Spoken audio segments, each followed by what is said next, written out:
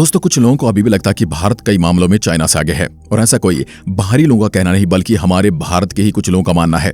ठीक है, हम मानते हैं टेक्नोलॉजी के कुछ मामले में चाइना भारत से आगे है, लेकिन हमें ये भूलना नहीं चाहिए जिन चीजों में भारत ने चाइना की बराबरी की है उसमें भारत चाइना के साथ साथ बाकी कई देशों से भी क्वालिटी के मामले में आगे है। आज इसरो इतनी बड़ी टेक्नोलॉजी डेवलप कर चुकी है जिसके बारे में हम तब पता चलता है जब इसके द्वारा किसी टेक्नोलॉजी को ट्रांसफर करने की बात सामने आती है। कुछ ऐसा ही अब होने वाला है। इसरो कुछ ऐसी क्रिटिकल टेक्नोलॉजी भारत की प्राइवेट एजेंसी को देने के लिए तैयार हो चुकी है जिसके लिए अभी तक ये प्राइवेट सेक्टर दूसरे देशों के भरोसे बैठे रहते थे। इस पर हम थोड़ी देर में बात करेंगे, लेकिन पहले आपको ये पता होना चाहिए कि आज से कुछ सालों पहले भारत और भारत की मैन्युफैक्चरिंग के पास न ही सोलर सेल्स और न ही लिथियम सेल्स बनाने की कोई टेक्नोलॉजी थी और न ही इसका कोई अनुभव था, जबकि इसरो के पास इससे भी पहले से ही इन दोनों टेक्नोलॉजी को प्रोड्यूस करने का एक पूरा इंफ्रास्ट्रक्चर मौजूद था। डिमांड और इनोवेशन के बीच इस गैप को भारतीय सरकार ने पहचाना और एक ऐसी योजना शुरू की गई जिसमें इसरो अपनी टेक्नोलॉजी से रेवेन्यू भी जनरेट कर पाया और उसको टेक्नोलॉजी का कमर्शियल इस्तेमाल भी शुरू हो गया। दरअसल इसरो ने अपने द्वारा डेवलप सोलर और लिथियम सेल्स की टेक्नोलॉजी को प्राइवेट मैन्युफैक्चरर्स को ट्रांसफर करने की योजना बनाई है, जिसके अंतर्गत एक क्राइटेरिया रखा गया कि ऐसे मैन्युफैक्चरर जिनके पास लिथियम सेल्स और सोलर सेल्स मास्क प्रोड्यूस करने लायक मौजूद है वह टेक्नोलॉजी को काफी कम कीमत पर इसरो से खरीद सकते हैं। इसरो ने उपग्रह में इस्तेमाल की जाने वाली लिथियम आयन बैटरी के वाणिज्यिक उत्पादन के लिए 10 निजी उद्योगों का चुनाव किया है। इसरो इन निजी उद्योगों को लिथियम आयन बैटरी की तकनीक हस्तांतरित करेगा ताकि वाणिज्यिक उपयोग के लिए उनका बड़े पैमाने पर उत्पाद हो सके।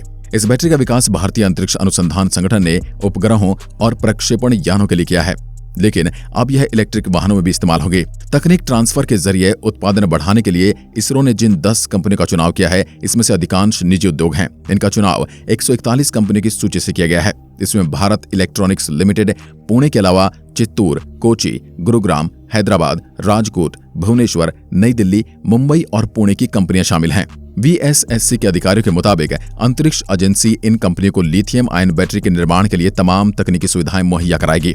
तकनीक ट्रांसफर करने के साथ उन्हें प्रशिक्षित भी किया जाएगा। इसरो की इस पहल से शून्य उत्सर्जन के लक्ष्य को हासिल करने में मदद मिलेगी और स्वदेशी इलेक्ट्रिक वाहनों के विकास को बल मिलेगा। हालांकि विशेषज्ञों का कहना है कि इलेक्ट्रिक वाहन प्रौद्योगिकी अभी भी विकास के चरण में है और उत्पादन लागत काफी ज्यादा है।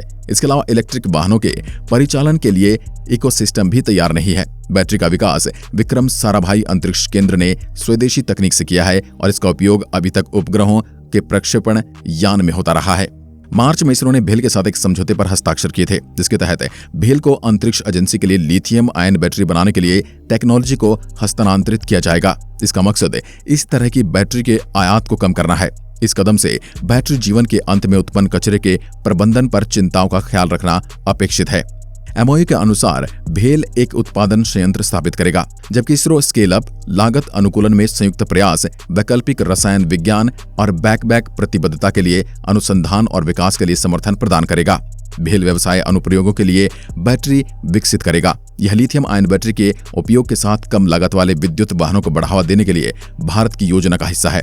इस बार इसरो भारत के सामने 100 नई टेक्नोलॉजी पेश करने वाली है, जिनको लेकर भारतीय कंपनियों को दूसरे देशों से सप्लायर के सामने हाथ फैलाने पड़ते हैं।